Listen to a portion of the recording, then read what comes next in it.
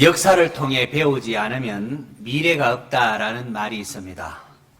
역사는 과거에 대한 단순한 기록만이 아니라 앞으로 우리가 나아가야 할 미래가 어떠해야 하는지를 비추어주는 거울과도 같습니다.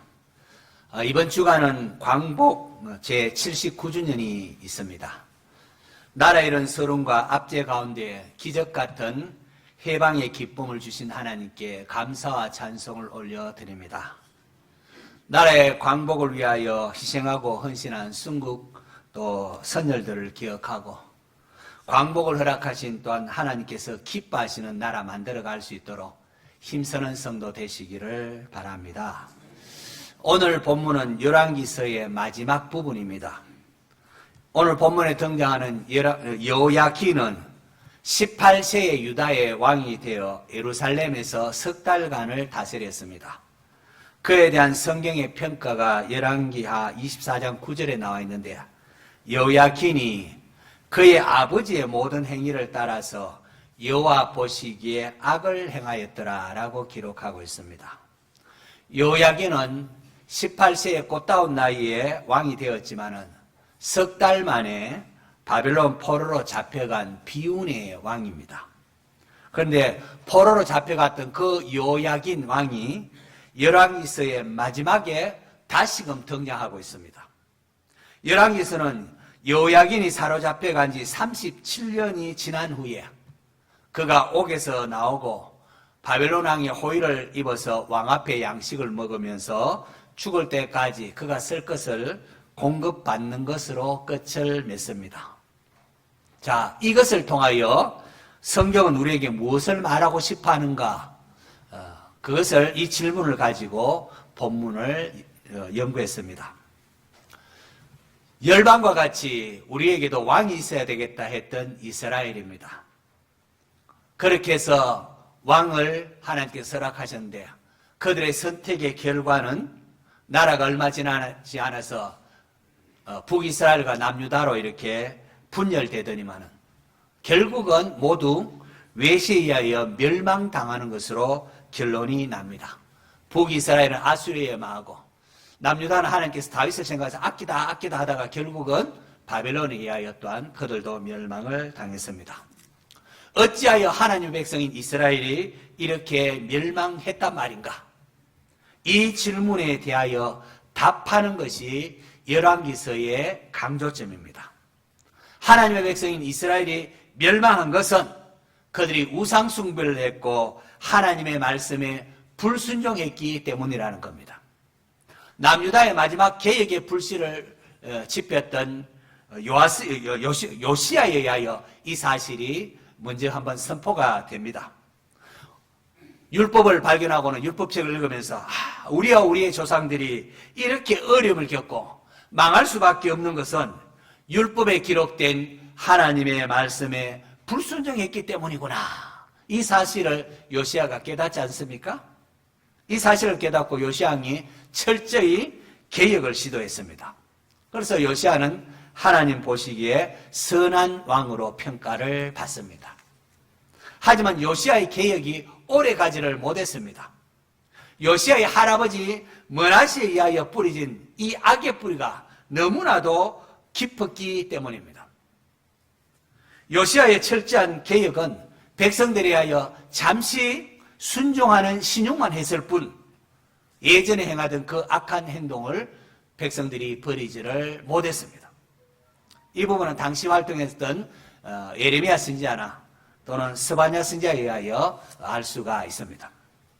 요시야가 죽은 후에 그의 아들 여호아하스가 왕이 되고 그 다음에 여호야긴, 시드기야 순으로 왕이 되는데 이들 모두가 남유다의 마지막 왕들은 그들의 평가는 한결같습니다. 열왕기하 23장 32절 보니 여호아하스가 그의 조상들의 행위대로 여호와 보시기에 악을 행하였더니 라고 했고 여호아하스를 뒤이어서 왕이 된 여호야김도 열왕기하 23장 27절에 여호야김이 그의 조상들이 행한 모든 일을 따라서 여호와 보시기에 악을 행하였더라 라고 했고 또 그의 아들 여호야긴이 왕이 되었지만은 열왕기하 24장 9절에 여호야긴이 그의 아버지의 모든 행위를 따라 여호와 보시기에 악을 행하였더라라고 되어 있습니다. 여호야긴이 바빌론의 포로로 사로잡혀 버리고 바빌론 왕이 그의 숙부인 시드기야로 하여금 왕이 되게 했지만은 열왕기하 24장 19절에 보면은 시드기야 그가 여호야김의 모든 행위를 따라 여호와 보시기에 악을 행한지라라고 기록되어 있습니다.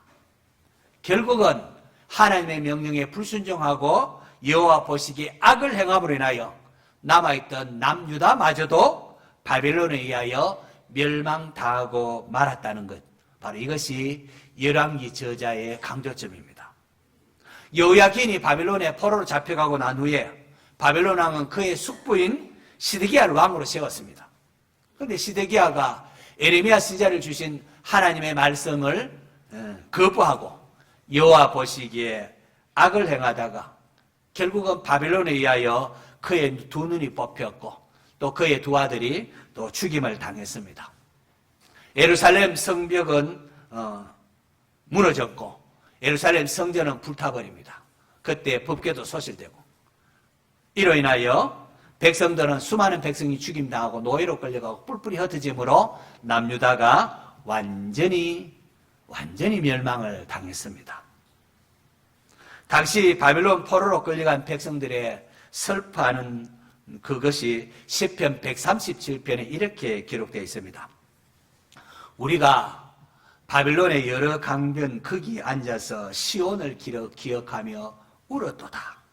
그 중에 버드나무에 우리가 우리의 수금을 걸어두었나니 이는 우리를 사로잡은 자가 거기서 우리에게 노래를 청하며 우리를 황폐하게 한 자가 기쁨을 청하고 자기들을 위하여 시온의 노래 중 하나를 부르라 하미로다. 노래하면서 야 너 노래 옛날에 나라에 두고 노래 부르라 하미라. 우리가 이방 땅에서 어찌 여호와의 노래를 부를까. 기쁨의 노래를 잃어버린 그런 백성, 그야말로 슬픔에 잠겨있던 유다 백성입니다. 자, 완전히 이제 유다가 망하고 슬퍼하고 있습니다. 그런데 열왕기서를 보면은 남유다가 멸망하는 것으로 끝내지 아니하고 여호야긴이 옥에서 나와 고개를 드는 장면을 기록하면서 추가적으로 기록하면서 끝을 맺습니다. 하나님께서 이스라엘의 왕들을 이야기를 기록한 열왕기 저자에게 그 마지막을 포로로 잡혀갔던 여호야긴의 왕의 명예와 신분이 회복된 것을 언급하는 이유가 무엇일까요? 성경을 많이 읽어보신 분은 여호야긴 왕의 회복이 이 열왕기 하에서만 기록된 것이 아니라 또 다른 성경에도 기록된 것을 압니다. 어느 쪽에 어디에 있습니까? 에레미야서 끝에 보면은 또 이게 기록되어 있습니다. 에레미야서 끝부분도 오늘 본문과 너무나 동일하게 기록되어 있는데요. 에레미야서 52장 31절에서 마지막 34절 스크린 보시면 되겠습니다. 유다 왕 여호야긴이 사로잡혀간 지 37년 고 바벨론 왕 에윈 물로닥 왕의 즉위 원년 12째 달 25째 날 그가 유다의 여호야긴의 왕의 머리를 들어주었고 감옥에서 풀어주었더라. 그에게 친절하게 말하고 그의 자리를 그와 함께 바벨론에 있는 왕들의 자리보다 높이고 그 죄수의 의복을 갈아입혔고 그의 평생 동안 항상 왕의 앞에서 먹게 하였으며 그가 날마다 쓸 것을 바벨론 왕에게서 받는 정량이 있었고 죽는 날까지 곧 종신토록 받았더라. 똑같지 않습니까? 여호야긴이 감옥에서 나오고 머리를 들게 된 것이 무엇이기에 똑같은 내용이 열왕기서의 결론에도 등장하고 또 에레미야 선지자가 기록한 에레미야서 결론에도 똑같이 기록하고 있습니다. 왜 그랬을까요? 저는 이것을 여명이라 이렇게 표현하고 싶습니다. 여명. 아침이 다가올 때에 새벽에 이렇게 밝아오는 희미한 빛을 여명이라고 하지 않습니까? 어둠의 깊은 밤이 깨어지고 동쪽에서 서서히 빛이 동터 오듯이 인간의 죄악성으로 인하여 철저히 무너진 역사지만은 하나님께서 그러한 우리에게 새로운 희망의 빛을 비추신다는 것입니다. 여호야긴이 바벨론에 사로잡혀간 지 37년. 왕이 사로잡혀가고 난 이후에 나라는 완전히 망해버린다. 그 숙부가 바벨론의 왕이 세웠지만 그도 눈도 뽑혀버리고 아들도 죽어버리고 백성들도 죽고 포로로 끌려가고 뿔이 흩어집니다. 더 이상 희망이라고는 찾아볼 수 없는 완전히 이제 역사에서 유다가 멸망한 것 같았습니다. 하지만 오늘 본문은 여호야긴 왕이 감옥에서 다시금 나오는 장면. 백성들의 기억에서 이제 완전히 이제 끝나고 사라져 갔을 때에 하나님께서 여호야긴 왕을 잊지 않았음을 우리에게 보여주고 있습니다. 바로 이것은 힘겨운 오늘을 살아가는 하나님의 모든 백성들에게 새로운 희망을 품게 합니다. 성도 여러분, 하나님께서 여호야긴의 회복을 통하여 무엇을 말씀합니까? 이것은 단순히 여호야긴 왕이라는 한 개인의 이야기만이 아닙니다, 여러분. 이스라엘 왕들의 역사를 기록한 또 다른 성경, 이 열왕기 상하뿐 아니라 또 다른 성경, 열왕기뿐 아니라 이스라엘 왕 기록한 또한 성경이 있는데 그게 바로 역대기 상하 아닙니까? 그 역대기 상하 보면은 거기서도 남유다의 마지막의 멸망을 기록하면서 끝을 맺는 게 아니라 역대기 마지막인 역대하 36장 23절을 보시면은 바사왕 고레스에 의하여 유다 백성들이 고국으로 돌아가라는 그것을 발령하는 칙령으로 끝을 맺습니다. 역대하 36장 23절 같이 한번 읽어볼까요? 시작!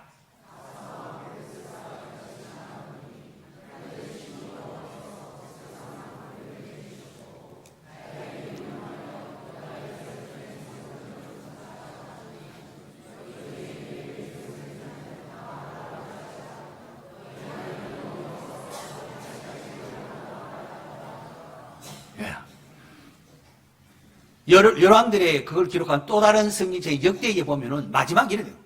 고레스 왕이 포로로 된 이상은 야 너희들 이제 돌아가서 가서 성전 건축해 하면서 발표하는 것으로 이렇게 끝을 맺습니다. 열왕기서는 앞서 열왕기서는 포로로 잡혀갔던 여호야긴 왕이 명예가 회복되고 고개를 드는 장면으로 끝을 맺었는데요. 역대기는 한 개인을 넘어서 하나님 백성들, 이스라엘 백성들로 하여금 돌아가도 좋다는 이런 새로운 여명이 비치는 것으로 끝을 맺고 있습니다. 소망이 없었던 여호야긴 왕과 소망이 없었던 유다 백성들이었지만 하나님께서 그들을 잊지 않으시고 때가 차면 바벨론 왕에게 은혜를 받게 하시고 또 바사 왕을 통하여 또 그들에게 은혜를 베풀게 하셨습니다. 오늘 본문에 등장하는 여호야긴이 왜 중요한가 하면은 구속사적 관점 때문에 그렇습니다. 열왕기는 남북 이스라엘이 왜 멸망했는가? 여기에 대한 답을 강조하는 역사서라고 한다면은 역대기는 포로에서 돌아온 이스라엘 백성들이 우리는 누구인가? 여기를 강조하는 역사서입니다. 그래서 열왕기에 비해서 역대기에는 그들의 조상들의 뿌리를 확인하는 족보들이 너희들 누군가 족보가 많이 등장합니다. 역대상 3장 16절 17절 보시면은 여호야김의 아들은 그의 아들 여고냐 그의 아들 시드기야요 사로잡혀간 여고냐의 아들들은 그의 아들 셀델과 했는데 여기 사로잡힌 여고냐가 바로 여호야긴입니다. 여호야김의 아들 여호야긴입니다. 자, 그런데 이 여호야긴 여고냐가 어디에 등장하는 겁니까? 신약에 마태복음 1장이 등장합니다. 마태복음 1장은 다름 아닌 온 인류를 구원할 메시아의 족보가 기록되어 있지 않습니까? 마태복음 1장 1절에 아브라함과 다윗의 자손 예수 그리스도의 족보라, 예수 그리스도의 계보라 하면서 예수님의 법적인 족보가 쭉 기록되어 있습니다. 그런데 거기 중간쯤 가면은 마태복음 1장 12절 우리 한번 볼까요? 자, 같이 한번 읽습니다. 시작.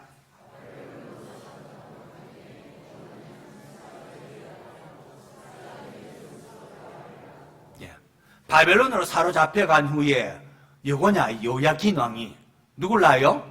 스알디엘을 낳고 사흘대는 누굴 낳아요? 스룹바벨. 스룹바벨은 뭐 하는 사람입니까? 나중에 돌아와서 예루살렘 성전을 재건하는 자 아닙니까? 그리고 스룹바벨 통해 쭉 내려오는 이게 어디로 이어지는 거니까 예수 그리스도까지 이어지는 메시아의 족보로 이어집니다. 여러분, 여호야긴이 바빌론 감옥에서 그냥 죽었다면 어찌 되었을까요? 그런데 하나님께서 바벨론 왕 에위므로닥이 즉위할 때 여호야긴에게 은혜를 베풀게 하므로 그 여호야긴을 통하여 메시아의 족보가 쭉 이어지게 하십니다. 놀랍지 않습니까? 하나님께서는 인간들의 죄악과 실패에도 불구하고 다윗과 맺은 언약을 버리지 아니하시고 때가 참에 온 인류를 구원할 메시아이신 예수님을 다윗의 자손으로 이 땅에 보내주신 것입니다. 할렐루야. 결국 절망에 처한 여호야긴에게 보여주는 이 회복의 여명은 여호야긴이라는 한 개인을 넘어서 이스라엘이라는 민족, 또 그 민족을 넘어서 우리에게 이르기까지 온 세상을 향한 하나님의 사랑을 담고 있는 것입니다. 성도 여러분, 하나님의 백성에게 있어서 절망은 절망으로 끝나지 않습니다. 왜냐하면 하나님께서는 결코 당신의 백성을 잊지 않으시는 분이시기 때문입니다. 미디안 상인에게 노예로 팔려서 애굽으로 내려간 요셉, 아버지 야곱과 형들의 기억 속에는 점차 흘러간 과거로 완전히 잊혀졌지만 하나님께서 요셉과 함께 하심으로 그를 연단시키셨다라고 성경은 말하고 있습니다. 애굽 사람을 죽이고 바로의 노여움을 피해 미디안으로 도망갔던 모세입니다. 이제 완전히 도망가서 이제 40년의 세월이 흐른 가운데 모두가 모세를 잊습니다. 사람들이 내려서 완전히 사라집니다. 그런데 하나님께서 이러한 모세를 잊지 아니하고 호렙산 떨기나무 불꽃 가운데 나타나셔서 출애굽의 지도자로 우뚝 세워 주셨습니다. 이사야서에 보면은 하나님의 백성들이 여호와께서 우리를 버리셨고 주께서 나를 잊으셨다라고 할 때에 하나님께서 이렇게 말씀하시는 글이 있습니다. 여인이 어찌 그 젖먹는 자식을 잊겠으며 자기 태에서 난 아들을 긍휼히 여기지 않겠느냐? 그들은 혹시 잊을지라도 나는 너를 잊지 아니할 것이라. 내가 너를 내 손바닥에 새겼고 너의 성벽은 항상 내 앞에 있나니 라고 합니다. 여러분, 여인이 젖먹는 아기, 자기가 젖먹는 아기 어떻게 있습니까? 잠을 자면서도, 피곤해 잠을 자면서 응애 소리만 나도 아이를 깼다고 이렇게 젖을 먹이지 않습니까? 여인이 어떻게 젖먹는 자식을 잊겠으며 자기 태에서 난 아들을 긍휼히 여기지 않겠느냐? 그들은 혹시 잊을지 몰라도 나는 하나님인 나는 너를 택한 너희들을 잊지 아니할 것이라. 내가 너를 내 손바닥에 새겼다. 이게 손바닥에 글로 썼다는 게 아니라 살점을 파서 아예 살점을 파서 이렇게 문신이랄까요? 그렇게 완전히 새겼다는 거고. 너의 성벽이 항상 내 앞에 있나니. 이스라엘 성벽이 완전히 예루살렘 성벽이 완전히 무너지게 되는데 무너졌다고 하는데요. 그런데도 하나님께서는 그 성벽이 내 앞에 항상 있대요. 다시 말해서 택한 백성을 반드시 회복시키실 것을 하나님께서 말씀하시는 겁니다. 하나님께서 그의 택한 백성을 잊지 않으신다는 것, 이것이 우리의 희망입니다. 아직 끝나지 않았습니다. 우리 애가 어떤 상황 속에 있다 할지라도 우리가 숨쉬고 있다는 것, 이 자체가 하나님께서 우리에게 아직 기회를 주고 있다는 겁니다. 돌이킬 기회, 회개할 기회, 회복해야 할 기회를 주고 있다는 겁니다. 에레미야가 3장 19절 이하를 보십시오. 내 고초와 재난, 고 숙과 담적을 기억하소서. 나라가 완전히 망하고 그런 상황 속에 지금 애가를 부르고 있습니다. 내 고초와 재난, 고 숙과 담적을 기억하소서. 내 마음이 그것을 기억하고 내가 낙심이 되오나 이것을 내가 내 마음에 담아두었더니 그것이 오히려 나의 소망이 되어 사옴은 여호와의 인자와 긍휼이 무궁하심으로 우리가 진멸되지 아니함이니이다. 이것이 아침마다 새로우니 주의 성실하심이 크시도이다. 완전히 이스라엘이 멸망하고 이제 절망적인 현실입니다. 이 상황을 보면은 낙심뿐입니다. 그런데 예레미야가 가만히 다시 생각해 보니까 소망이 피어오른다는 겁니다. 왜요? 우리의 행위대로 하면은 벌써 우리가 이 땅에 존재할 수 없고 완전히 죽어 없어져야 하는데요. 오늘 우리에게 생명이 있다는 것. 이것은 하나님의 인자와 긍휼을 의미하기 때문이라는 겁니다. 오늘도 우리에게 새날을 주시고 햇빛과 공기를 주시며 우리의 생명을 연장시키시는 하나님의 인자와 긍휼이 무하심을 깨달을 때에 우리가 절망 가운데서도 희망을 품을 수가 있고 어려운 가운데서도 하나님을 향하여 소망을 가질 수가 있습니다. 나라가 망하고 포로로 잡혀온 유다 백성을 향하여 하나님께서 예레미야를 통하여 말씀하시는데 예레미야서 29장 11절에서 13절 이게 너무 중요한 말씀이니까요. 우리 같이 한번 읽겠습니다. 시작!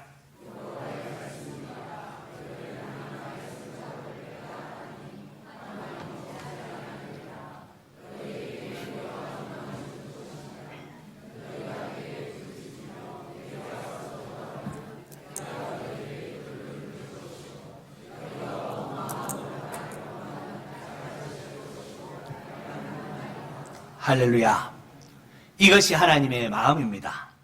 너희를 향한 나의 생각을 내가 아는데 평안이 어찌양이 아니니라.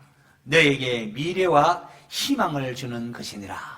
하는 이스라엘 멸망은 그걸 원하는 것이 아니라 그런 것을 통하여 영원한 하나님 나라를 유업으로 물려주려고 한 겁니다. 너에게 미래와 희망을 주려고 하는 것이다 라고 말하고 있습니다. 저는 오늘 설교를 준비하면서 하나님 새롭게 하소서라는 기도가 나왔습니다. 절망에 처한 우리에게, 어려움 중인 우리 성도들에게 새롭게 하는 하나님의 은혜를 갈망하는 마음이 간절했습니다. 광복절을 앞두고 있지 않습니까? 우리의 힘으로는 독립을 어떻게 우리 힘으로, 우리나라가 무슨 군대가 얼마나 대단합니까? 우리 힘으로는 독립을 쟁취할 수 없었건만은 하나님께서 연합군을 통하여 기적 같은 해방의 기쁨을 주시지 않았습니까? 우리 성도들 가운데에 몸의 난치병 또 어려운 질병으로 인하여 어려워하는 우리 성도들도 있는데 새롭게 하시는 하나님의 은혜가 임하기를 축원합니다.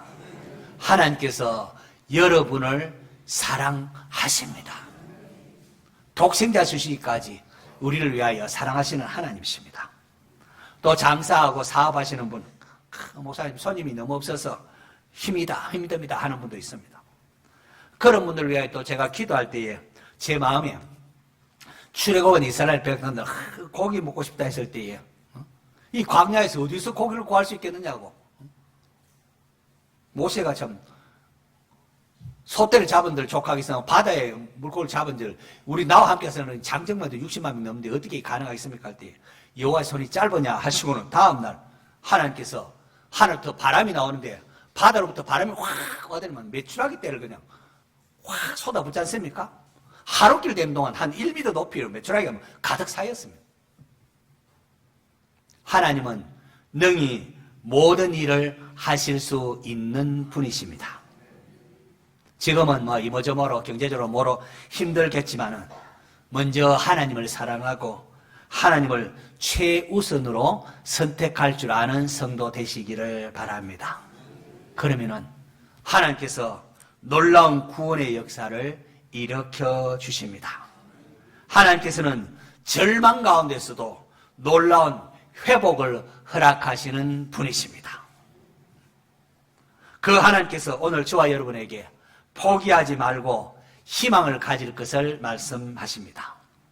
혹 우리 가운데 절망에 처한 분이 있습니까? 어려움에 빠지신 분이 있습니까? 낙심하지 마십시오. 우리는 약하나 하나님은 강하시고 하나님 우리를 잊어버리지 않으십니다. 그 하나님을 믿고 회복을 위하여 기도하시기를 바랍니다. 여호야긴 왕의 고개를 들게 하신 하나님, 유다 백성들로 하여금 예루살렘으로 돌아가서 성전을 건축하게 하신 하나님, 그 하나님께서 오늘 예배 드리러 나온 여러분에게도 은혜 베풀어 주시기를 축원합니다.